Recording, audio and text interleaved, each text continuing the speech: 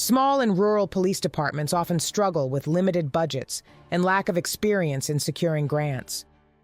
Many small agencies lack grant departments, forcing chiefs or officers to handle applications themselves. Explaining return on investment, meeting match funding requirements, and navigating complex systems make the process even harder. Granting agencies are now simplifying language and offering flexible formats like videos or oral presentations. Some programs specifically target small, rural, and tribal law enforcement, while others prioritize underfunded areas. To improve your odds, broaden your search, and learn how to tell your stories effectively. Strong applications highlight both challenges and community strengths. Departments should explain specific issues, like outdated equipment or limited budgets, and how they impact service. Including community support letters and showing collaboration with nearby agencies strengthens applications. Updated technology can bring significant benefits to smaller departments.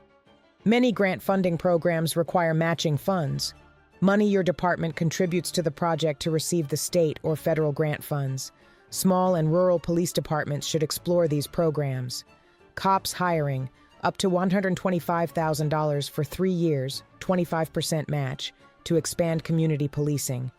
SRT body-worn camera, up to $2,000 per unit, 50% match, for small or tribal agencies.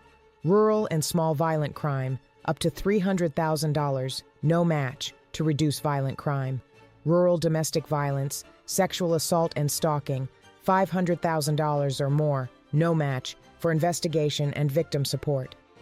USDA community facilities, up to 75% project funding for essential equipment or facilities in areas under 20,000 residents. Opioid settlement funds, $50 billion available over 2 decades. Contact State Attorney General's office. Learn more about grant funding at grantfinder.com.